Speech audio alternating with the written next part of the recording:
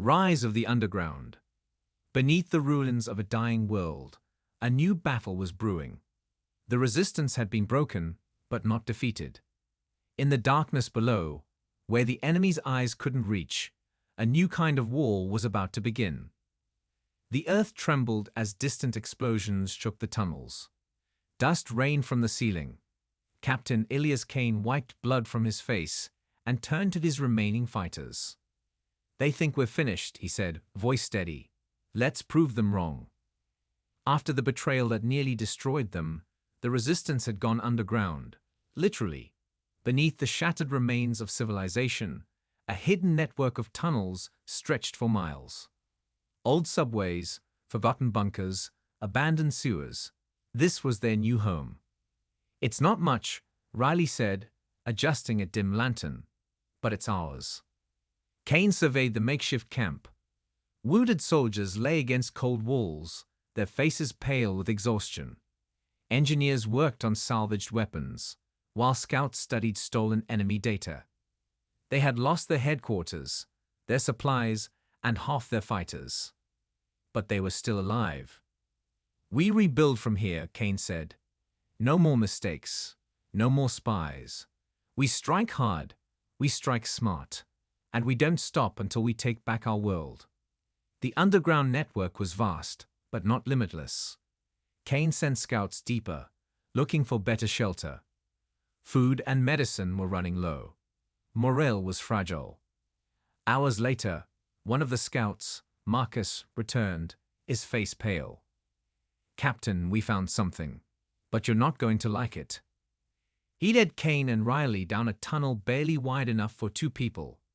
It sloped downward, the air growing damp and stale. Then suddenly, the tunnel opened into a cavernous space. The sight made Kane's blood run cold.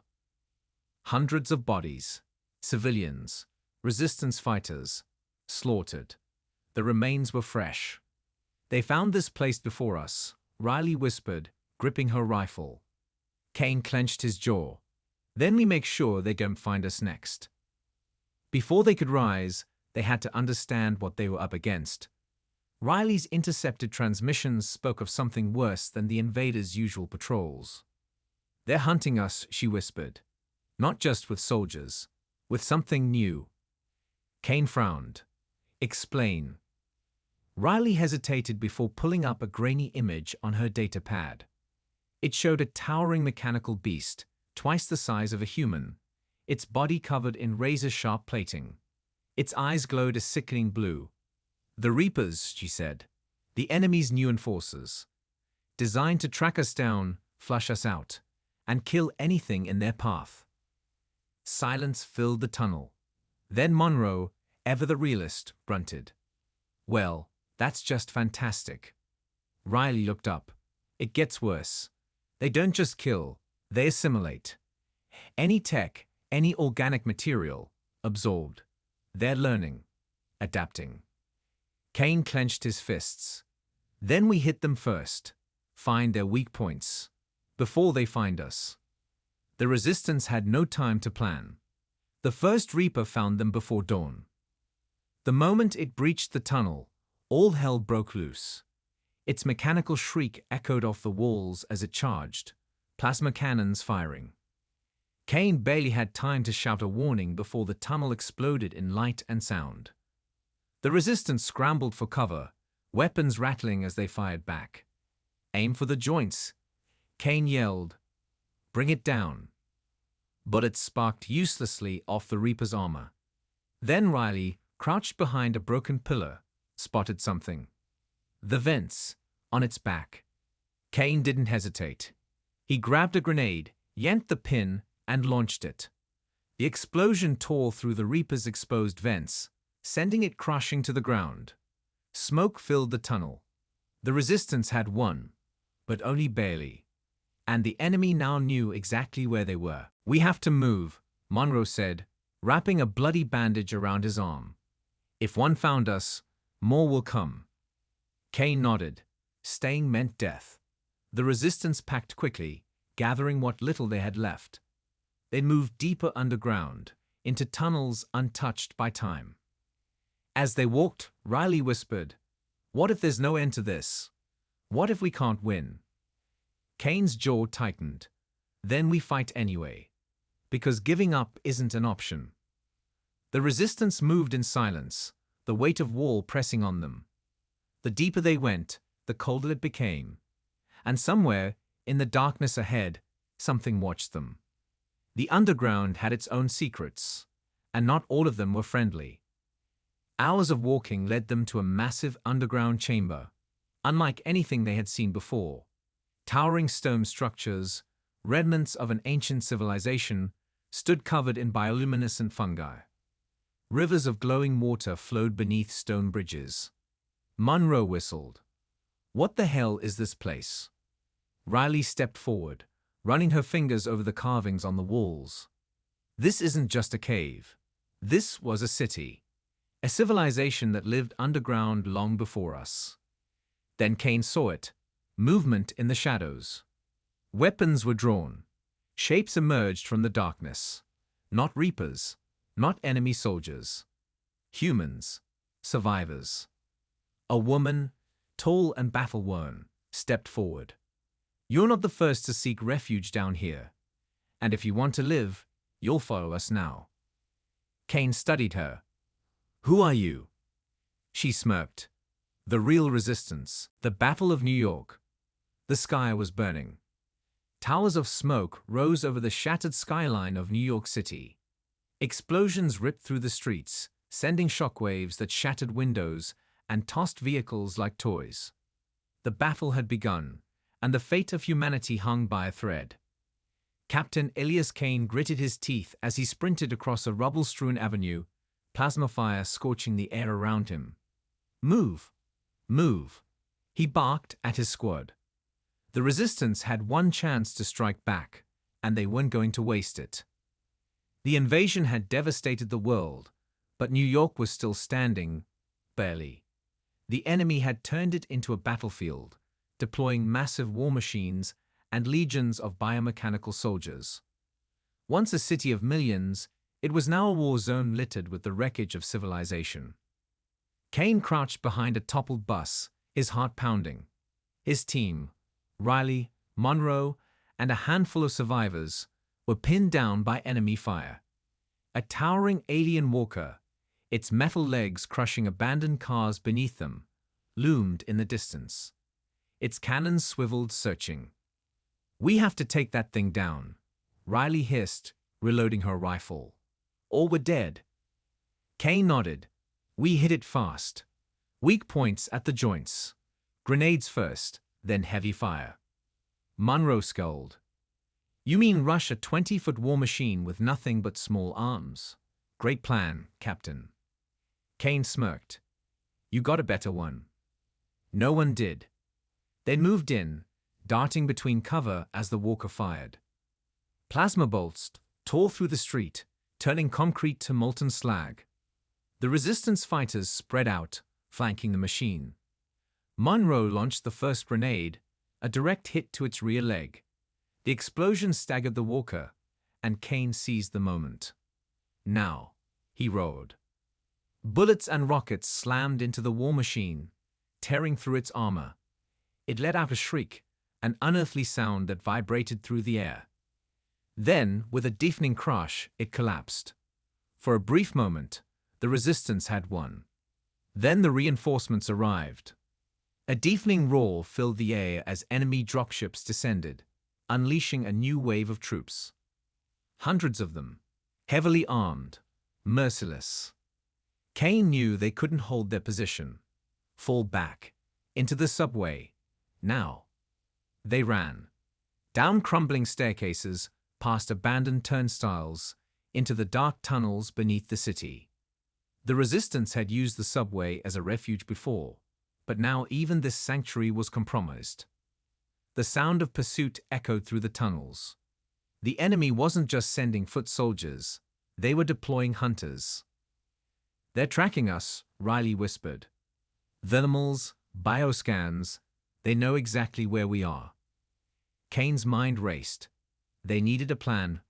Fast. We lead them into a trap. The maintenance tunnels, narrow, full of old gas lines. If we can lure them in, we blow it. Munro arched a brow. That'll bring half the tunnels down on our heads. It's either that, or we get slaughtered.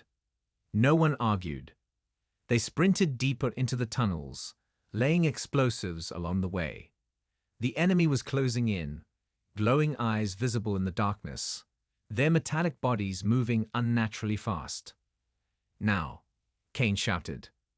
The tunnels erupted in a wall of fire. The shockwave sent them flying, debris raining down as screams filled the air. Silence followed. The entrance had collapsed. The enemy was sealed off, at least for now. Coughing through the dust, Kane pulled himself up. Everyone still breathing. Riley groaned. Barely. They had bought themselves time, but not victory. Above them, New York still burned. The war wasn't over. Not by a long shot. Kane turned to his team. We regroup. We find any survivors, and we take this city back. The Battle of New York had only just begun. Extinction Protocol. The night sky above Earth was no longer just a canvas of stars. It was a battlefield. Burning wreckage from both human and Sarthan ships rained down like fiery meteors, lighting up the darkness. But for the first time since the invasion began, humanity wasn't just surviving. They were fighting back. General Carter stood in the underground command center, his eyes fixed on the holographic map. Red markers, Sarthan forces, still vastly outnumbered the green ones. But for the first time, green was spreading. Sir, came a voice from the comms. Our orbital defense network is back online. The Sarthans are losing air superiority. A rare smile crossed Carter's battle-hardened face. Then let's push harder. Tell all ground units, this is our moment. On the front lines of New York City, Captain Elena Vasquez led her squad through the ruins of what was once Times Square. The Sarthans had turned it into a command post, but intelligence suggested their forces were pulling back. If they could reclaim it, it would be a major victory. Move in, Vasquez whispered, signaling to her team. The soldiers advanced, their armor camouflaged in the night. Distant explosions and the crackle of gunfire filled the air. Suddenly, a new sound cut through the chaos, a deep, guttural growl. Vasquez barely had time to react before a massive Sarthan war beast lunged from the shadows, its armored hide shimmering in the moonlight. Scatter, she shouted as the creature's claws tore through a nearby vehicle, sending shrapnel flying. Private Lee fired his plasma rifle, but the beast shrugged it off. It's got reinforced plating. Vasquez gritted her teeth. Aim for the joints. Bring it down. Her squad focused fire on the creature's knees, and finally, after what felt like an eternity, it collapsed with a pained screech. But there was no time to celebrate. Their real target, the Sarthan command center, was still ahead. Meanwhile, deep in space, Admiral Reynolds watched the battle unfold from aboard the U.S. Resolute. Earth's newly repaired orbital defenses were proving their worth, shredding enemy fighters with precision strikes. Sir, his tactical officer reported, we're detecting a massive energy buildup from the Sarthan mothership. Reynolds' stomach twisted. They're preparing something big. He opened a channel to Carter. General, we need to hit that mothership now, or whatever they're planning will wipe us out. Carter's voice was firm. I'll handle the ground war. You take care of that ship. Reynolds nodded. All fleet units, converge on the mothership. This is do or die. As Earth's fleet closed in, the mothership's hull began to glow ominously. The next few minutes would determine the fate of the planet. Extinction Protocol. The Sarthan mothership's core pulsed with an eerie crimson light. On the U.S. Resolute, Admiral Reynolds clenched his fists. He had seen Sarthan weapons before, but nothing like this. If they fired whatever was charging, Earth's last defenses could be obliterated. Fire everything we've got, he commanded. Torpedoes, railguns, and plasma beams streaked toward the enemy vessel. The Xarthan shields flared under the onslaught, flickering dangerously. But the ship held firm. "They're still charging, sir," the tactical officer warned. Reynolds gritted his teeth. "We need more firepower." Just then, a new voice crackled over comms. "This is Commander Raiden of the Valkyrie Squadron. We're here to assist." A squadron of experimental fighter ships, sleek and built with cutting-edge human Sarthan hybrid tech, roared onto the battlefield. "Hit their weak spots," Raiden ordered his pilots. "We don't have time for a fair fight." The Valkyries unleashed their payloads. Advanced plasma warheads struck the mothership's exposed vents. The ship trembled, its crimson glow faltering. The final bastion. The city of Bastion stood as Earth's last stronghold. After weeks of relentless battles, humanity had pushed the Xarthans back, but the aliens were not finished.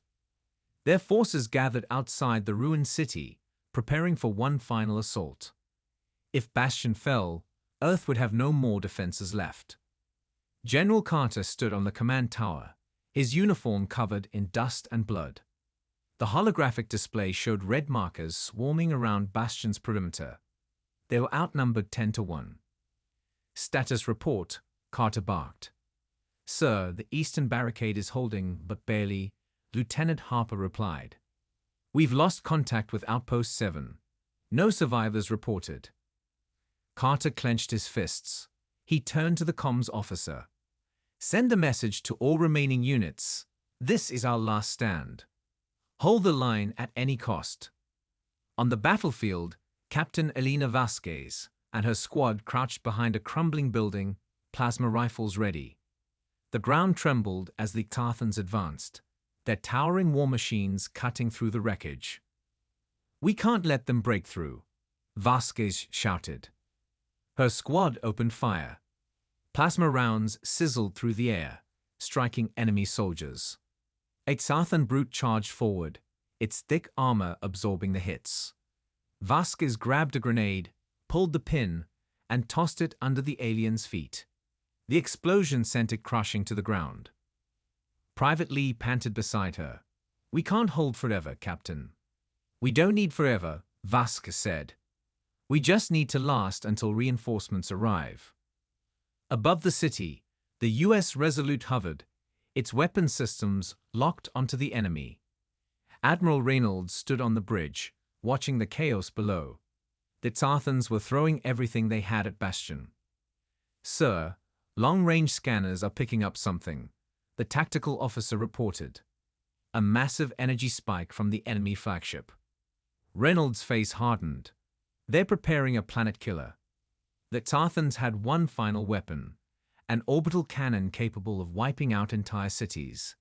If it fired, Bastion would be reduced to ashes. "Target that ship," Reynolds commanded. "We have to stop them before they fire." The U.S. Resolute launched its attack. Railguns and torpedoes streaked through space, colliding with the enemy flagship's shields. But the Xarthans fought back, their cannons unleashing deadly beams of energy. "Shields at 50%, the officer warned. Reynolds refused to back down. "Keep firing.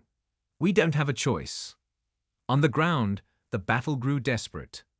Vasquez's squad was down to their last clips of ammunition. She saw an enemy transport deploying more Xarthan troops.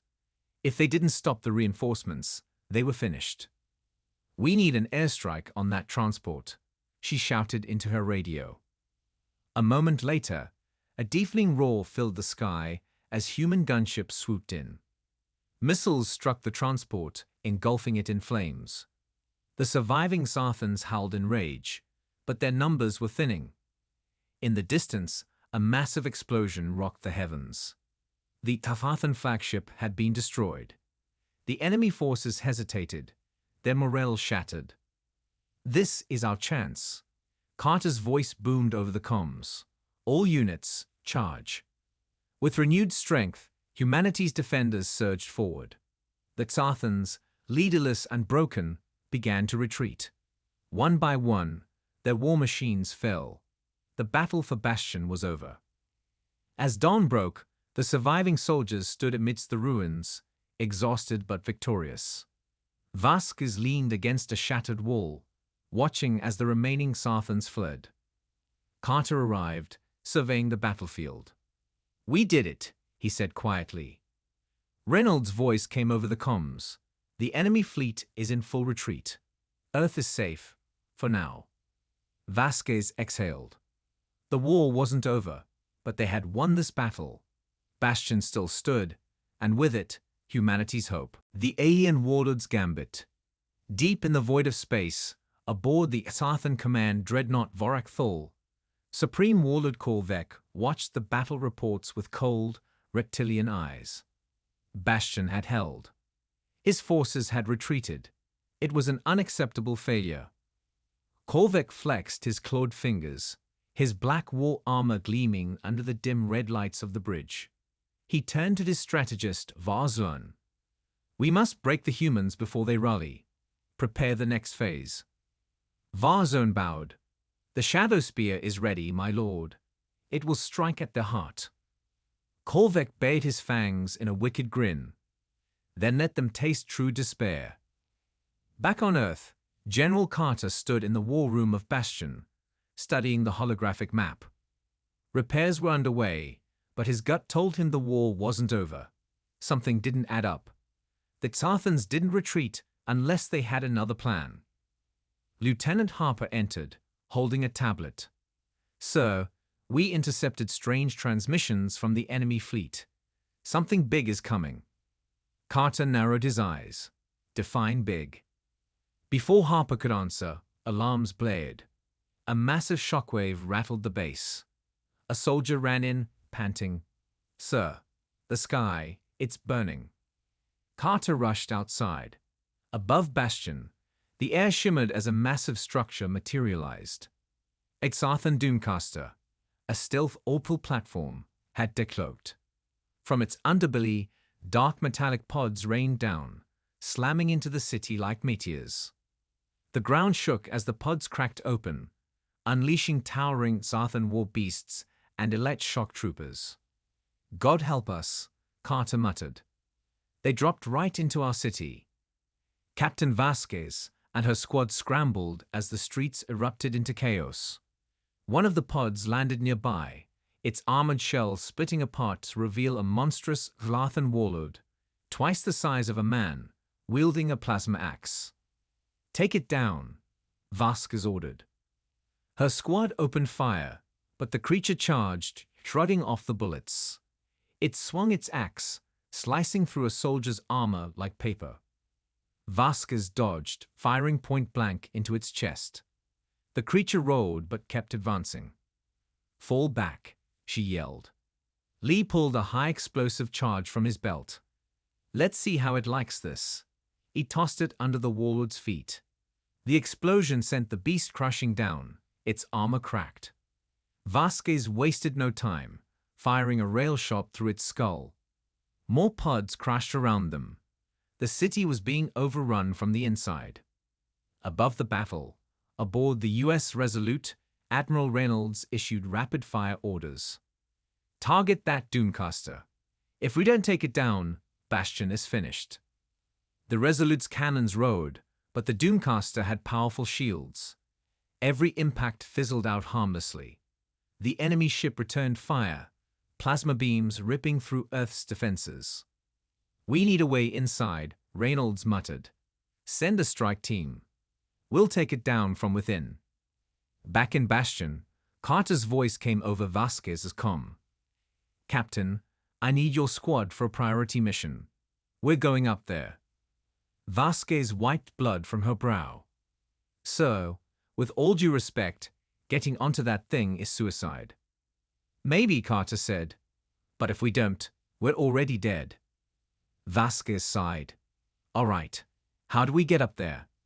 A moment later, gunships swooped in low. "Hop in," the pilot radioed. "We're punching a hole in their defenses." Vasquez and her squad climbed aboard. As the gunships lifted off, she looked down at the burning city. This was humanity's last gamble. As they approached the Doomcaster, Xarthan interceptors swarmed toward them. "Brace yourselves," the pilot warned. "This is gonna be rough." Vasquez tightened her grip on her rifle. If this was Earth's final battle, then she would make damn sure they went down fighting. Humanity's last stand. The sky burned with fire as the battle for Earth entered its final stage. Bastion was barely holding. The Xarthan Doomcaster still loomed above, raining destruction onto the last human stronghold. If the Doomcaster wasn't destroyed, Earth would fall. Captain Vasquez and her squad gripped their weapons tightly as their gunship sped toward the enemy fortress in the sky. Admiral Reynolds had given them one mission: board the Doomcaster and take it down from the inside. "We're coming in hot," the pilot shouted over the radio. "Brace for impact." The gunship weaved through enemy fire, dodging plasma blasts from Xarthan interceptors. A sudden explosion rocked the craft, sending it spinning. "We lost the left engine," the pilot yelled. "We're going down." "Hold on," Vasquez shouted as the gunship crashed onto the Doomcaster's hull. The impact knocked everyone hard against their seats, but they were alive. Inside the human war room, General Carter watched the sky. Reports flooded in. Bastion's defenses were failing. The streets were overrun with Xarthan forces. A lieutenant ran up to him. "Sir, our last defense turrets are down. We won't last much longer." Carter clenched his fists. He activated his comms. "Vasquez, you need to destroy that ship now. We're out of time." On the Doomcaster, Vasquez and her squad forced the gunship door open. The hull beneath them groaned as they climbed out. A Xarthan patrol spotted them immediately and opened fire. "Move," Vasquez ordered, returning fire. Plasma bolts flew across the metal corridors as the team pushed forward. Lee tossed a grenade around the corner. The explosion cleared the way. They rushed through the corridors, navigating the massive alien vessel. Their objective was clear: reach the ship's reactor and destroy it. Back on Earth, Carter stood in the command tower as explosions lit up the city. He turned to Admiral Reynolds, who had patched in from the U.S. Resolute. "Reynolds, if Vasquez fails, we have one last option," Carter said grimly. "We use the Resolute's main cannon to fire on the Doomcaster." Reynolds hesitated. "That will destroy the entire city below it." Carter exhaled. "I know." Vasquez and her squad reached the reactor chamber. The room pulsed with alien energy. Massive power cores hummed, feeding the ship's main weapon. "Set the charges," Vasquez ordered. 5 minutes, then we run." Lee planted explosives around the reactor. The team worked fast, knowing they had no backup. Suddenly, the doors slammed shut. A deep growl echoed through the chamber. Supreme Warlord Korvek stepped forward, his towering form blocking their escape. "You fight well, humans," he snarled. "But this is your end." Vasquez leveled her rifle. "Not today." Korvek lunged. On the ground, Carter watched the sky. The Doomcaster still loomed. "They're running out of time," Reynolds said over the radio. "We need a decision." Carter closed his eyes. He reached for the override key. On the Doomcaster, Vasquez and Korvek clashed in a brutal fight. He swung his plasma axe, narrowly missing her. Vasquez dodged, firing into his armor. The warlord rolled and backhanded her, sending her crashing into a console. Lee and the others fired, but Korvek was too fast. He cut down 2 soldiers with a single swing. Vasquez coughed blood. She saw the detonator on the ground. If she could reach it. Korvek raised his axe for the final blow. With a final burst of strength, Vasquez grabbed her pistol and fired straight into Korvek's exposed neck. The warlord staggered, choking. She lunged forward, stabbing her combat knife into his throat. The Xarthan warlord collapsed. Vasquez grabbed the detonator. "Charges are set. Move, move." The team sprinted through the corridors as alarms blared. Enemy soldiers swarmed behind them. Vasquez barely made it to the extraction point as a gunship hovered outside the breach. "Go, go!" the pilot shouted. They leaped onto the ship. Vasquez slammed the detonator. On Earth, Carter and Reynolds watched as the Doomcaster exploded in a fiery blast. The massive alien ship broke apart, crashing into the Xarthan army below. The remaining Xarthan forces, leaderless and broken, fled into the darkness. Bastion had survived. At sunrise, Vasquez stood atop the ruined city wall, watching the sky. Carter walked up beside her. "We did it," he said. Vasquez nodded. For now. The war was not over. But humanity had won this battle. They had made their last stand. And they were still standing. The war turns. The air was thick with the scent of fire and ash. The Doomcaster had been destroyed. And for the first time in months, that Xarthan invasion force was retreating. The battlefield was littered with wreckage, both human and alien. But the war was far from over. General Carter stood in the command center, staring at the tactical map. The Xarthan fleet was regrouping beyond Earth's orbit. It wasn't a full retreat, it was a reorganization. Something bigger was coming. "They're not done yet," Carter muttered. Admiral Reynolds' voice crackled over the comms. "We have reports of Xarthan reinforcements inbound. We estimate they'll reach Earth in less than 48 hours. Carter clenched his fists. "Then we need to be ready." Captain Vasquez and her squad had barely made it out of the Doomcaster's explosion. Their gunship had crash-landed near the outskirts of Bastion. The surviving soldiers dragged themselves out of the wreckage. "Anyone not dead?" Vasquez groaned as she pushed herself up. Lee coughed. "Barely." The rest of the team signaled they were alive, though injured. They had done the impossible, taken down the enemy's most powerful warship. But as Vasquez looked toward the horizon, she knew the war wasn't over. The Xarthan still had more forces out there, and they would return. At the ruins of a Xarthan command outpost, Warlord Threx stood over the shattered remains of his fellow commander, Korvek. His glowing red eyes flickered with rage as he examined the carnage. "This is the work of humans," Threx growled, his clawed hand clenched into a fist. "They dared to challenge the Xarthan Empire." A Xarthan officer bowed. "The Doomcaster is gone, Supreme Warlord. Korvek is dead." Threx's lips curled into a snarl. "Then we will make them suffer." He turned toward the massive warships preparing for battle. "Summon the Dread Fleet. We will burn this planet to the ground." Back in Bastion, Vasquez's squad limped into the city. Civilians and soldiers alike cheered as they passed, but Vasquez knew it was premature. Victory had been temporary. Carter met them at the command post. "You did good, Captain." "We barely made it," Vasquez said, shaking her head. "And they're coming back." Carter nodded. "We know. We have less than 2 days before they hit us with everything they have." "Then we hit them first," Vasquez said. Carter raised an eyebrow. "You have a plan." Vasquez smirked. "Yeah, we take the fight to space." The next few hours were a frenzy of preparation.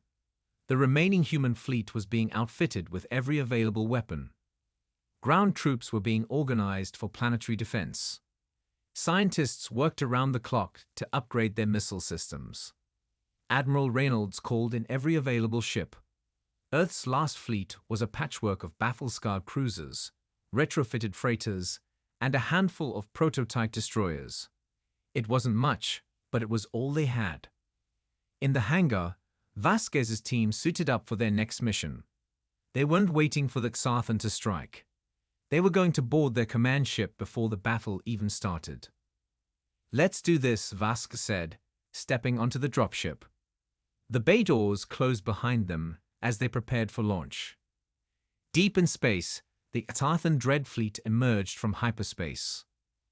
Hundreds of warships formed a massive armada, stretching as far as the eye could see.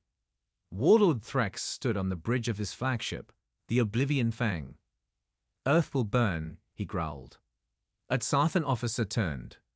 "Warlord, we have unidentified ships approaching." Threx narrowed his eyes.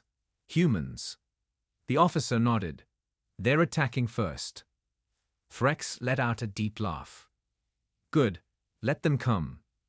The war had turned, and the final battle was about to begin. Victory or oblivion. The battle had begun.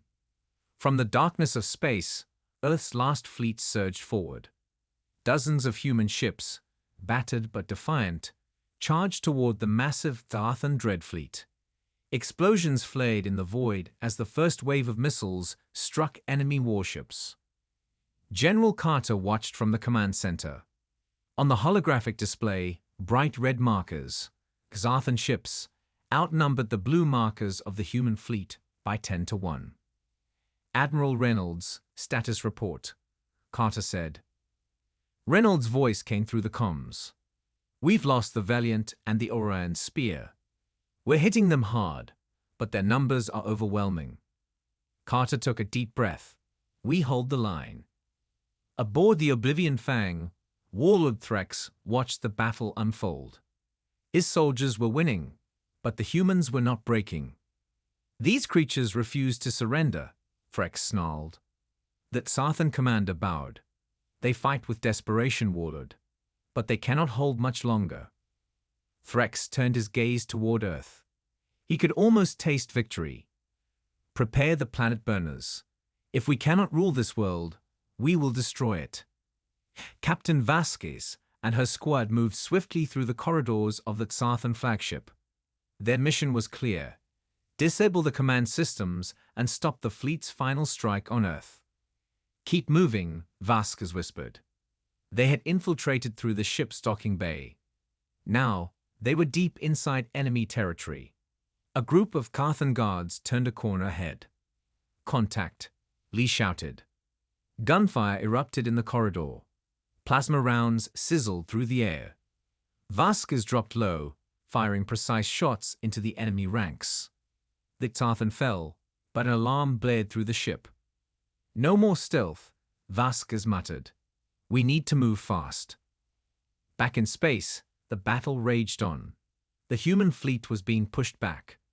One by one, their ships were falling. "We can't hold much longer," Reynolds shouted. Carter clenched his fists. They had to buy more time. "Devote all power to shields. Keep fighting." Just then, a massive energy signature appeared on the scanners. A planet burner, a Xarthan superweapon, was charging up. Carter's heart sank. If that weapon fired, Earth would be gone. Inside the Oblivion Fang, Vasquez and her team reached the control room. Dozens of Xarthan warriors stood between them and their objective. "No time for caution," Vasquez said. "Take them down." They charged forward. The battle was brutal. Close quarters combat with knives, rifles, and fists. Vasquez fought like a demon, dodging plasma fire and striking down enemies with ruthless efficiency. Lee was hit but kept firing. Adams took down 2 Xarthan before falling. The squad was losing soldiers, but they kept pushing. Vasquez reached the control panel. She slammed an explosive charge onto the console. "Time to end this." She pressed the detonator. The explosion rocked the flagship. Systems shorted out.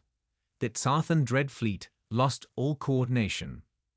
On the battlefield, the Xarthan ships suddenly hesitated. Their formations broke apart. Carter saw the opening. "Now, all ships, fire everything you've got."